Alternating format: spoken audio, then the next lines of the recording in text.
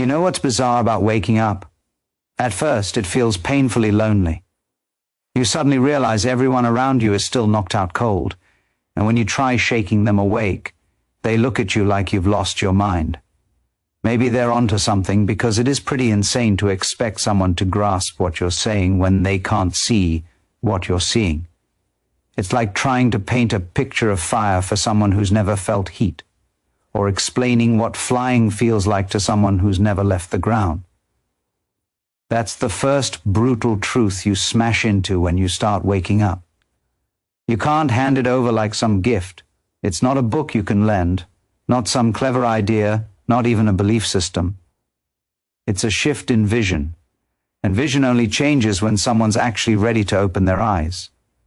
You can talk until your throat goes raw, but nothing will click. Because words can only point at the moon. They can't make anyone look up. Only their own experience can crack them open like that. You've probably felt it. When you first start waking up, there's this burning urge to drag everyone you care about into the light with you. You point at what seems so obvious, but to them it's completely invisible. And eventually it sinks in. Not everyone wants to wake up. Not right now. The whole awakening thing works like fruit getting ripe on a branch.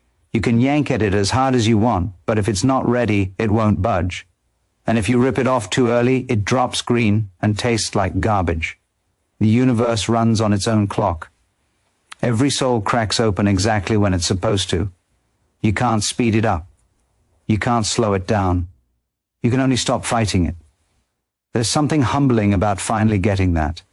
Realizing that life itself is the real teacher, that even being clueless serves a purpose. Some lessons can't be taught. They have to be survived. Pain, confusion, heartbreak. These aren't glitches in the system. They are the system. So the smart ones quit pounding on locked doors. They drop their words like seeds into the dirt and walk away without stressing. Because if the ground is fertile, the seed knows exactly what to do. And if it's not, time will handle it. And if you dig even deeper, you'll see something wild. It's not even your job to wake people up. There's already something way smarter, way more precise doing that work flawlessly without you butting in.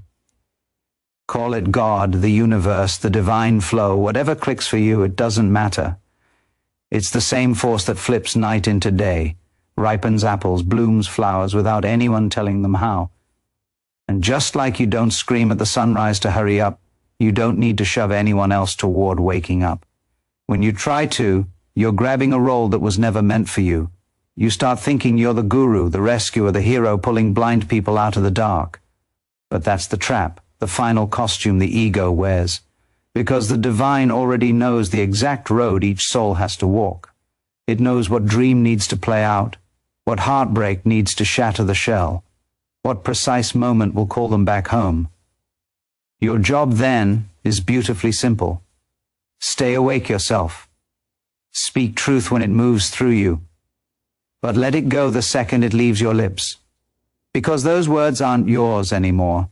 They belong to divine timing. Real faith isn't measured by how many people nod along with you. It's measured by your peace.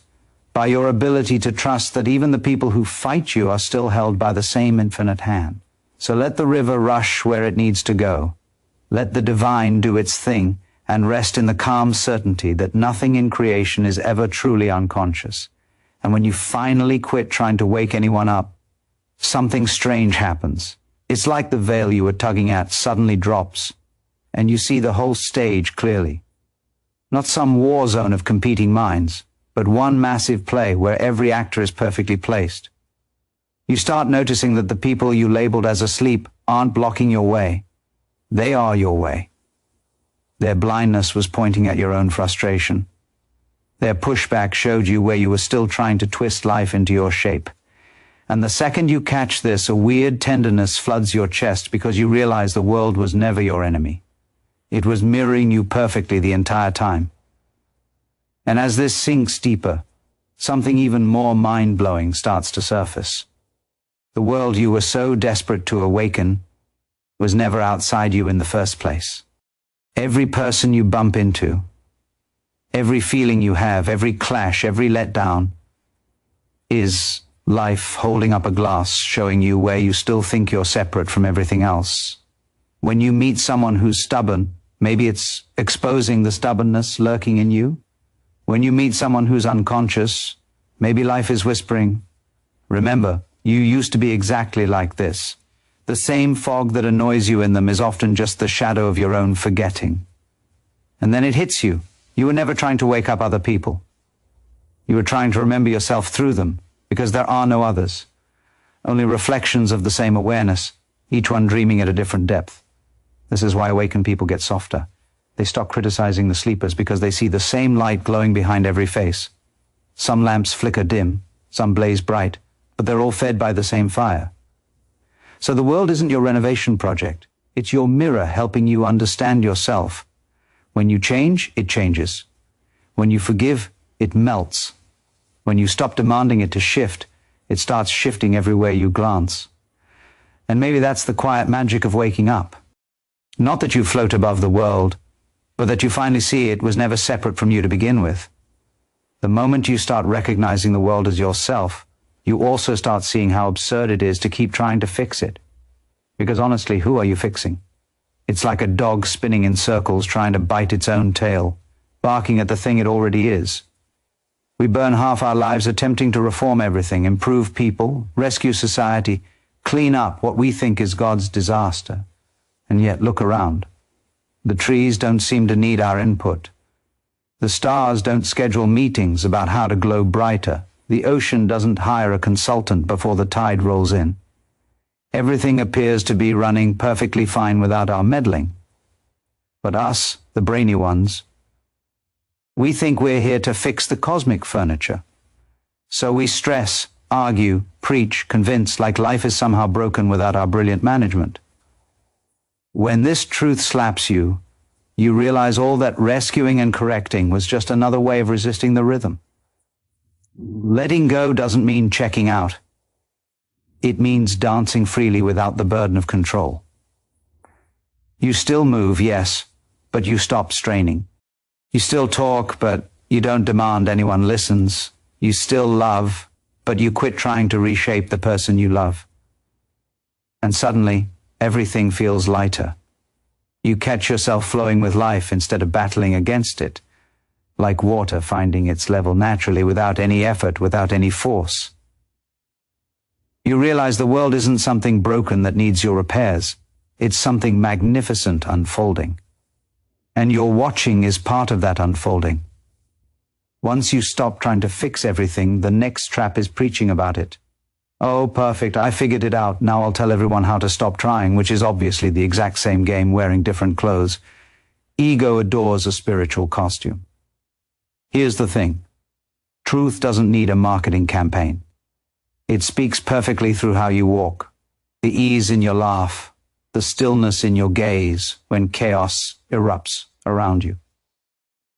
People rarely wake up because of speeches.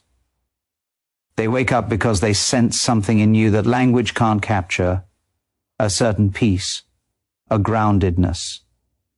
That's the only real teaching, not what you preach, but what you embody. When you live what you've understood, it pours out of you naturally, like scent from a rose that never tries to smell good. And that's when people start asking, what's different about you? You seem changed somehow. And you just smile because you know you didn't gain anything new. You simply stop faking. Embodying the message means disappearing into it, becoming so plain that the extraordinary bleeds through the ordinary. No sermons, no convincing, just existing. And weirdly, that's when your presence starts doing all the teaching you tried forcing before. You were never separate from the current, just pretending to be the person swimming when really you were the water the whole time. Trusting the flow means quitting your war with life, with your agenda and your expectations. Quitting your attempts to make the world obey you and letting it move however it wants because it will anyway, whether you approve or throw a fit. And when you finally surrender, you realize something that might even move you to tears. You were never here to save anyone. You can't. Each soul has its own current, its own rhythm. its own weird and gorgeous way of finding home. You can't save them. You can only love them. You can hold them when the storm hits.